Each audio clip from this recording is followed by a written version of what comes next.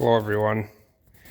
This video is going to be about the drag truck preparation for Six Summer 2025. We got into Six Summer 2025 this next year. Well, actually today's the first of the year, so this year. Just wanted to go over some things on the truck, big changes, things that are going to stay, just kind of some thoughts. It's middle of winter, so I have a few months to figure this out, but it's going to come quick. So there's going to be some changes to the truck. Some things I have to unfortunately do differently that I didn't do when I built this truck about 11 years ago. And I kind of hate doing it because the chassis is painted really, really nice. And there's some changes that I'm going to have to grind and cut and re-weld and repaint. So not really looking forward to that part of it. But we'll start out here at the back. One of the things will be a hitch. I don't currently have a hitch on here. It's going to be kind of hard to put one on here, I guess, because of the way I designed the chassis.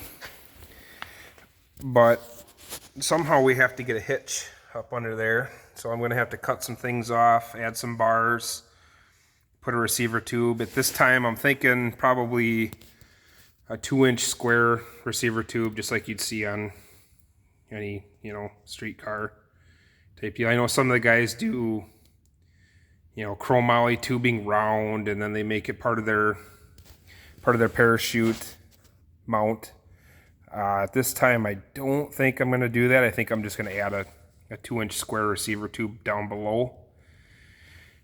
As far as anchoring the chute tether, maybe I'll integrate that into it. I don't know. I don't know what I'm going to do here yet. Either way, I have to add a hitch to this, because my intention is to pull a trailer. I did the first drag and drive in 2023 with a different vehicle, and I didn't take a trailer. I packed everything into the trunk.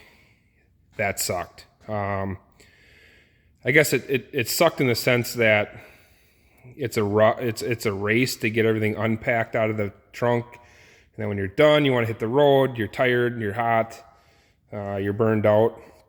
And so you have to throw everything back in the trunk, pack it in there, remember how it was packed in there. So I intend not to do that again. I do think there's double-edged swords with trailers. I think pulling a trailer can really suck when it comes to parking at hotels at night, trying to get into the parking spots or what have you, parking ramps, whatever you got to park in.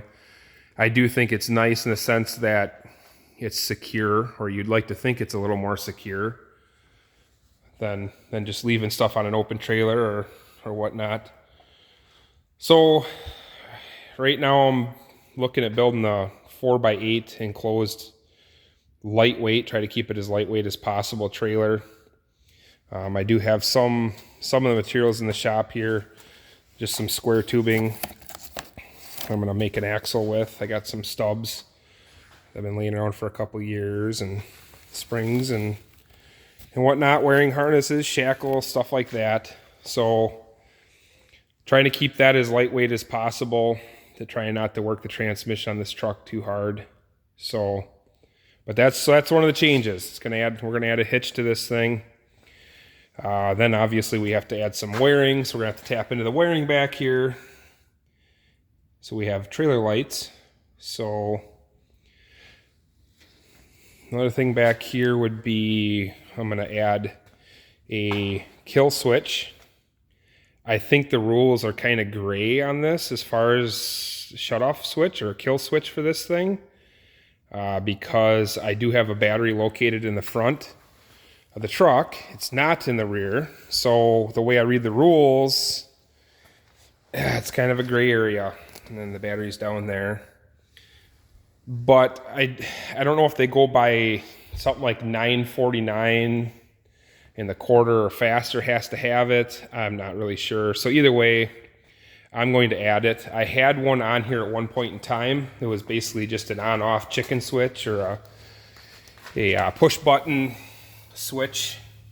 I had it right there.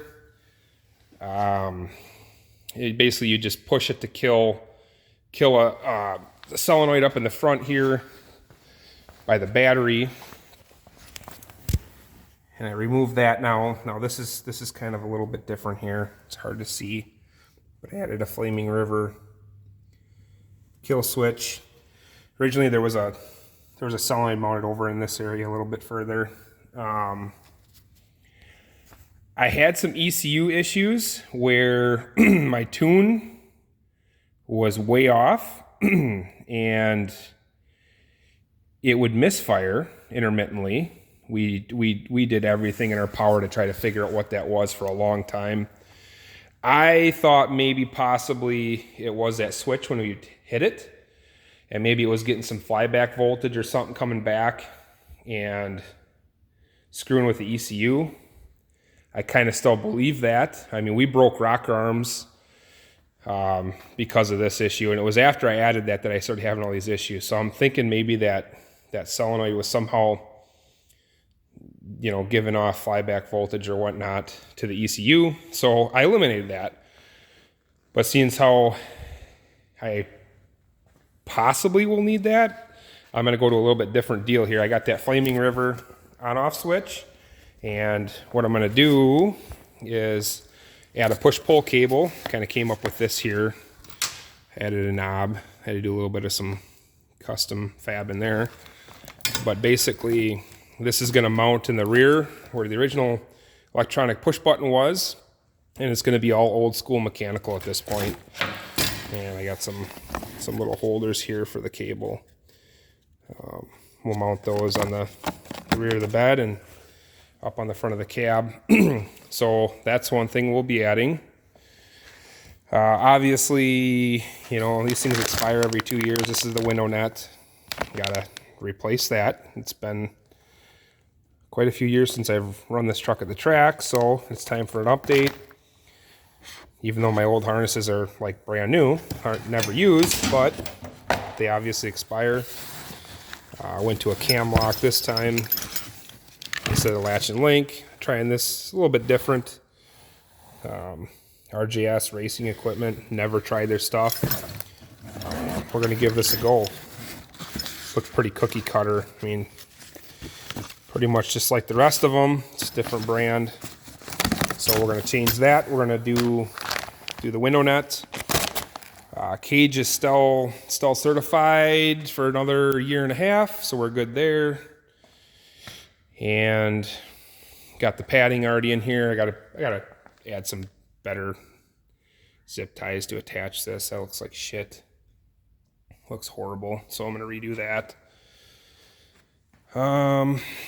Moving into the cab, we're going to add a digital dash, a Holley digital dash. I don't have one. I have all the, you know, I'll call it old school analog type gauges, which work just fine. But I do like the idea of a GPS speedometer, which is offered in the Holley digital dash. I have one in one of my other cars, and I thought this would be a good thing to add to this truck. So we're going to add that. The steering column's a little bit too long, so we're going to go to a shorter one. I have another one of those. That's just your typical Speedway Motors steering column, nothing special. Add that. We're going to put a Motion Raceworks cable saver on the ECU for the communication cable. Kind of been eyeing these up for a few years. Pretty slick little deal. You just mount it on the side of the ECU. It holds the data cable in the top of it, so if somebody's in the passenger seat, they don't snag it and rip it out. So really sweet deal here from Motion Raceworks. I'm going to add that. We're going to do some wiring upgrades in the interior. I got some glitches from the wiring in the center console for some reason on these toggle switches. They just don't stay tight for whatever reason. So that, man, this thing's dusty. Wow. need to address that. And yeah, so we'll do that. The digital dash, again, GPS speedometer will be really nice, especially for a drag and drive event. I had one of those in the last drag and drive I was on. That thing was absolutely priceless. So that's a must. Wiring additions also will include a flex fuel sensor. So we're going to add that because the routes that we're on for 6 summer, I don't really see a whole lot of E85 available on the route or anywhere around there for that matter. So again, another sweet Motion Raceworks piece here. I got to get the GM flex fuel sensor that goes in the middle of that there. Just little O-rings in there. So we're going to add that. Wiring for that. I think I'm going to add that back here by the fuel cell somewhere. This fuel cell's got to come back out. I got to do some welding. There's a little broken, or I should say a split seam right here. You can see it's kind of leaking. So I got to re-weld that. I think I'm going to make a tab off the front of it probably up in this area here, and mount the flex fuel sensor there, and then I can piggyback with the wiring for the fuel level and just take that up to the front to the ECU. So in addition to that wiring up to the front, I'm going to add a additional fuel pump down here. I'm currently running a Weldon DB 2025A badass fuel pump, but it's not 100% duty cycle, or I guess you could call it not really friendly on the street. I run it on the street around town here and stuff. I mean, the most I've probably driven it continuous is probably 2 hours, but I don't really trust that on a drag and drive. So my plan here is to add an AEM 400 liter per hour inline pump, and that's going to mount down under here. I'm going to make some brackets that mount up under the plate where this fuel pump's mounted, and just tap into the remaining dash 8 bung back there, and also tee back in here somewhere. I'll cut this, put a Y in here. I got check valves to put on the end of the pump, and mainly this one so it doesn't backfeed through this pump when this one's not running. So the idea is run around with the AEM on the street, let the ECU control that, the Holley ECU, and then when I get to the strip and I want to really up the ante, I'll turn on this Weldon fuel pump so we have a few more gallon per minute. So this pump flows somewhere right around 5 gallons per minute. I think it's just shy of that last time I flowed it, but I want to make sure we're good.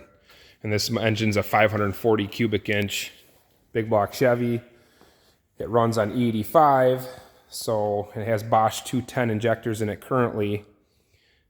So I think that Weldon pump is it's borderline. The last time I had it at the track, I think it was starting to lean out a little bit due to the fuel pump. So that AEM should help out a lot there. So speaking of fuel, we're going to replace this. I've gotten pretty lucky with this guy here. This is a Jegs brand fuel pressure regulator. Knock on wood, it's worked so far, but I think when we add that AEM fuel pump, I think we're going to be a little bit shy on regulator. I think it's going to have too much back pressure, and it's not going to dump enough fuel back to the tank. I'm not sure what orifice is in this thing, what diameter for the return, so I guess I'm going to add I'm looking at an Aeromotive high flow type return regulator for that. It's got to be pretty compact. I mean, this is kind of a tight area here. So we'll replace that with an Aeromotive one. Also kind of looking maybe at Weldon too. I'm not sure yet. I'm leaning towards the Aeromotive. I've used them in the past and I like them. They seem to work out good. So we're missing a few things here, obviously. We're missing the cold side. I took that off. I'm starting to mock up a new cold side in the front. Not sure if I'm going to change that just yet. About a month ago, my mind changes like the wind, but about a month ago, You can see a belt drive mount for an aeromotive pump there. I was going to add an aeromotive belt drive pump and a mandrel, and since changed my mind because I don't want to run 2 fuel cells, and I got this bright idea to go to another electric add-on pump and add a flex fuel sensor so I can basically just roll around a 93 octane right out of the pump and keep the weight down and not add a whole nother fuel system to this thing. I would have had to add another regulator up here, which I'd rather not do. It's kind of a tight fit there with the alternator. So I guess that's kind of the idea with the fuel system there. I'll probably end up putting the cold side I had on here originally back on it. But with this belt drive pump, I was probably going to have to change the cold side. So that's why that's off. We're going to do some sandblasting and repainting of the hot side here. It's been a couple years since I've done it, and that's pretty easy. I basically just sandblast that off, get the barbecue paint, repaint it, and away we go. So the headers are stainless, so obviously that's not necessary there. I really wished I would have made these stainless when I made them. I didn't, and I don't feel like changing them right now, so they're going to have to work at least for another year. So downpipes are aluminum. This side's not too bad. It's pretty much away from everything. You can see the tire rubs a little bit when I turn really sharp, but I don't care. So this side's good. This side I am going to change. Well, I'm not going to change. I'm going to add some header wrap to this. It's really close to the battery, as you can see here. Again, I haven't had an issue with this at all in the past, but I also don't drive this truck for 4, 5, 6 hours at a time. I will this summer, so we're going to wrap that portion of the downpipe to try to mitigate some of that heat on the battery, because that will probably kill the battery. What else? Oh, just going to go through a nut and bolt check the front suspension. It's been a little bit since I put some feelers on that stuff. I want to pull the wheel studs out and Loctite them just to make sure. I mean, everything's aluminum. The hubs are aluminum, and I'd rather just not have issues on the road. So we're going to go through and do that. I might even safety wire the bolts that mount the rotor to the hub. I have a really good friend that is in the aviation business, and I believe he could probably help me out with that. So that's the plan there. We're going to do some repairs to this radiator. The way the front clip mounts on this, it's not on right now, obviously, but the front end kind of rubs on the radiator in a couple places here. It's kind of hard to see. So I'm going to weld those up, smooth them back out just so I don't have any issues. And we're going to make some different radiator fan mounts, because back when I put this together, I thought this was the way to do it, and it is not. That's terrible. So those are those little push-through, I don't know what you want to call them. They look like a ring shank nail, but they're plastic. They're terrible. Absolutely terrible.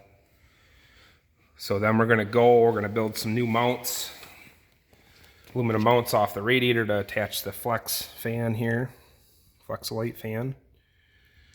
So let's see what else. Cooler lines. We're going to do some new transmission cooler lines. Again, these things are going on 11 years old, and I really don't like transmission fluid fires. So I'm just going to change those out as a precautionary effort. We're going to probably go to some hydraulic lines on that, just to reduce the risk of bursting or burning through them lines. They are a good Russell line that's on there, but it'd be nice to have a peace of mind with some good hydraulic lines on that. Oh, what else? So I used to have a big tire under this thing. I used to have a big old 33 18.5 15 on the back of this thing, Hoosiers. And I guess I've run drag radials in the past. I kind of prefer the drag radials. So I'm going back to drag radials on this truck. So a few months back, I redid the suspension in the rear with the adjustments and the bar angles, and set it more for a radial type tire. Went to double adjustable strange coilovers in the rear. So hopefully we can get that to work. I feel pretty confident that's going to be an improvement from what it was. Not that I don't mind big tire, but I just like the stability of radial. And when I built this chassis in this truck, it's a 25.5 chassis. When I built it, I initially built it for a radial. So this suspension design, I know it might be kind of primitive to some of you high-tech, no prep, tin soldier type suspension guys, but at the time this was a good deal here, and I set it up for radial. So we're gonna give that a go. And being on a drag and drive, I believe the radial is gonna be the way to go. I'm hoping that the track prep will support a radial. I think it will. These are 315 6015s on the back here. These things are old and they are dry. We're gonna go to a 315 Pro drag radial, Mickey Thompson, and we've run them on other stuff and they seem to do well. So that's what we're going to do. We're going to do a 315 6015 radial on the back of here and hope like hell that they're prepping the track and we can get it down. The idea, well, we're going to run in unlimited. I guess I should have said that. I'm registered for unlimited class, which I guess is kind of the top of the food chain. But that's the only class that I really fit in with this thing. It's very unfortunate the way I built this truck. Yes, I know I said I set it up for radials, but I also kind of built it as more of a grudge racing truck. So some people think it's like a pro mod. I don't think it's even remotely close, but it is all tube chassis. There's no factory 1949 Chevy truck suspension in here, so unfortunately, I don't fit in a lot of the class rules with drag type events, drag and drive type events. This front suspension is kind of my own design. It's, in part, it's a Fox body front suspension. These are older Anthony Jones struts, cartridge type. They use like a Lumina Chevy car from the mid-90s cartridge that goes inside of them. Just a lightweight strut. They use a Fox body spindle, so any Fox body front brakes go on them. The suspension down here, the A-arms, again, are my own design. So it's not really a factory suspension car. So I don't fit into classes where they require a factory front suspension. So I'm kind of effed there. And we go to the rear. Obviously, this is a 4-link car, so that takes me out of some things there. So I don't have a factory firewall, so that eliminates me from a lot of classes. Even though back in 1949 the firewalls were flat as a pancake, that's not a factory firewall. So that eliminates me from some of the things. This hood is pancaked on this truck. I know it's not in the video here. Here it is. It's pancaked. It's shortened. So there's a lot of classes that don't allow sloping, pinching, sectioning, yada, yada, yada. And so that F's me right there. So there's just a lot of things that work against me as far as classes with this truck. So I am stuck in unlimited because of that. Now, most of the unlimited vehicles that run drag and drive events are goddamn full-blown pro mods. So I'm fixing to go out here and get my ass spanked. And I'm just going to go to have fun. I want to complete the event once again. Go A to B.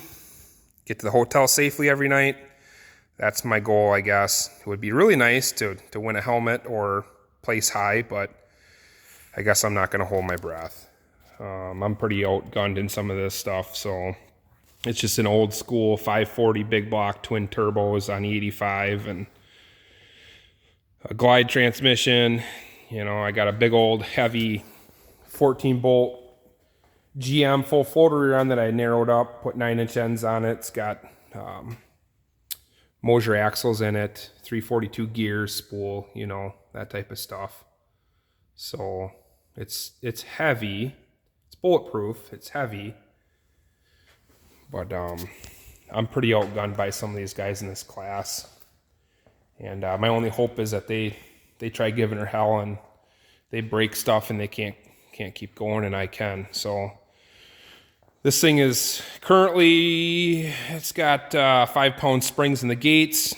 It gets down pretty good even at that. This thing dynoed at 800 horsepower at the rear wheels with no boost. So I would say through a glide, I mean, we're looking probably 850 to 900 horse.